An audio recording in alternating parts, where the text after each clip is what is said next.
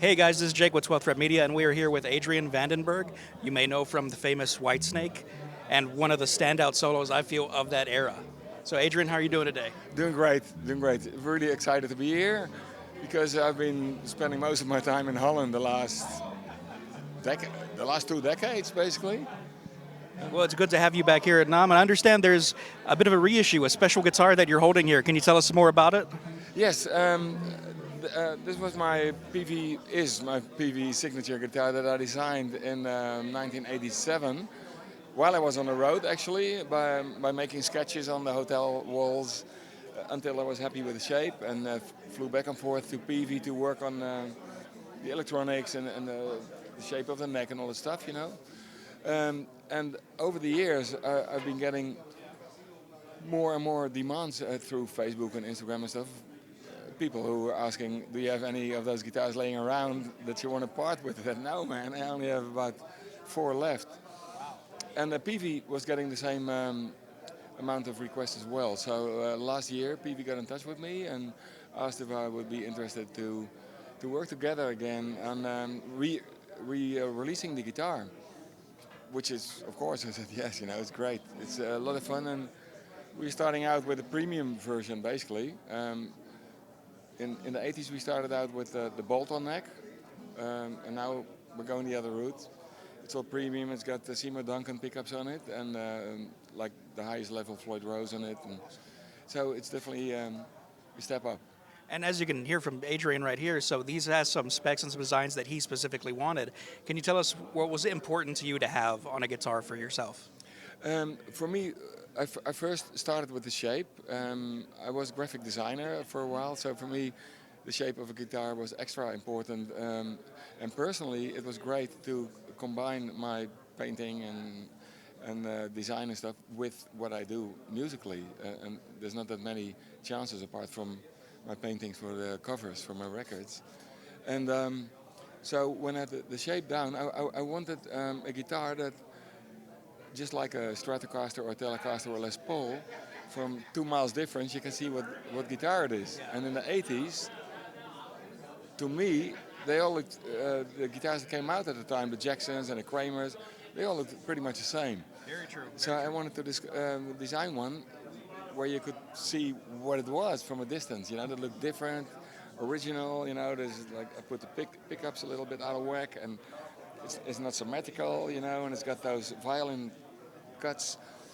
And I was really happy with it and still am, so I mean, it's really exciting to have it re-released now. That is great too, and especially like you said, a lot of people are looking forward to it. A lot of people have been seeking it for so many years. Yeah. What is it about Peavey that lends to your sound, or what was the choice that made you say, I'm going with Peavey? That's a great question because normally I have to bring that up myself. So thanks.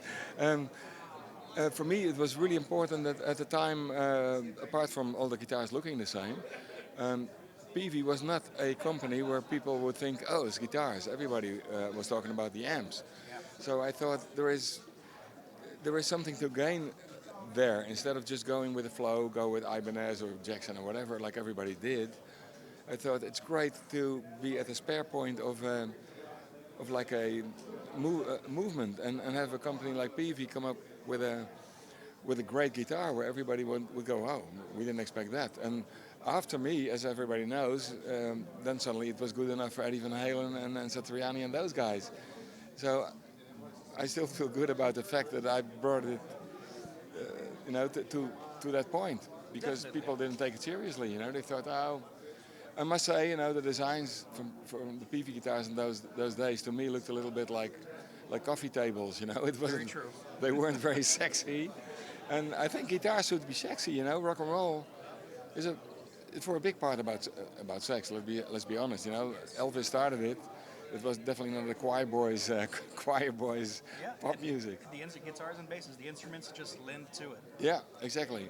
And you can tell, you know, especially how it evolved over the years. It has a lot to do with that, with the sensual aspect, and basically, you know, the curves of a Strat or even or Les Paul have something sexy, feminine about them. And you see the blunt guitars, like a square, like Bo Diddley used to play or something. You go, yeah, it's fun and it's original, but it doesn't make me go apeshit. I need that guitar. You know, it's like it's comparable to a guitar to a car. Agreed. Very much Like so. if you look, if you see like a '50s Jaguar or a Chevy or a Camaro, whatever, you go, man, that's a cool guitar. It's a car, sorry. And it goes like this, you know. It's got something sexy. Very true. And just like a car, it comes in very different shades, models. I understand that there's more than one edition of this guitar. Oh Is yes, that correct? yes, correct. This one is it's got a quilled maple top, and there's of course these other models. Like one of my favorites is actually where is it? Oh, it's back there somewhere. Okay. It looks like Batman's own guitar. It's matte black and it's got like a red lining around it, and the pickups are there's a single pickup here and there's a humbucker here that's red and black. And the guitar's matte black, and it's got diamond-shaped red inlays. I mean, it's fucking cool looking. Oh, excuse you're my, good. I'm You can Dutch. go I for can it. get away with it. You can get away Yeah, with it. yeah. I'm not. I'm Dutch. I don't know what I'm saying. It's you know. rock and roll, right? It's rock and roll. So there's a whole bunch of great ones coming up. Also, another one that's going to be one of my favorites is a shiny black one with pearloid lining, so it will accentuate the shape even more. With gold hardware and stuff, it's going to look like a guitar. We've got some fully loaded models coming Yes, yeah. I'm really excited about it, as you can tell, I think. out. Oh yeah, and I think everyone else is excited for it too.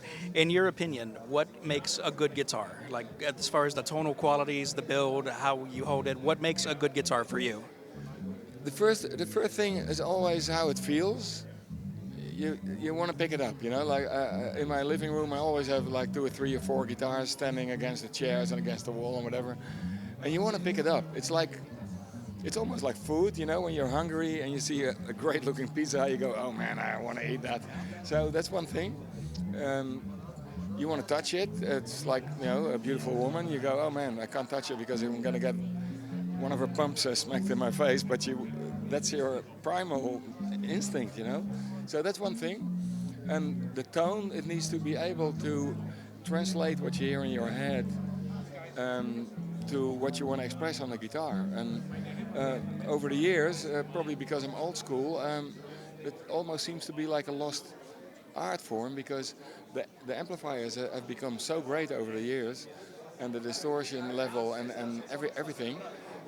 Everywhere when I hear a guitar player, you rarely hear somebody like, for instance, Leslie West or Brian May or Jeff Beck or those guys where you hear 3 notes, you go, that's that guy. True, very a sound specific to the artist. Yeah, and so that's what I miss a little bit, and that's what I'm looking for in a guitar. Where lately I play with my nails since the much publicized. Me too. There you go. I had well, it was a much publicized situation in 1990 when we were recording the Slip of a Tongue album with Whitesnake. Okay. And I couldn't play anymore. My wrist was kind of stuck, and 10 years later, I finally found out what it was. In the early 80s, I was in a car crash and I developed a whiplash. And due to that, the nerve that triggers the index finger and the thumb was slightly damaged.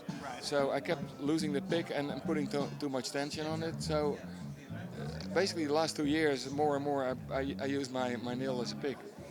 And it works kind of cool in a way.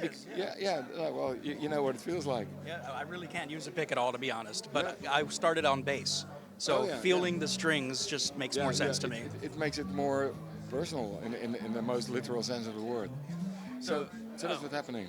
Oh, well, that's good. So I understand some of these models are already available, and there's more coming. Is that correct? Yeah, there's going to be a bunch more, and we're just getting started, basically. Awesome. Well, thank you for talking to us, Adrian. We really appreciate it. pleasure. So, guys, check out Peavey Guitars.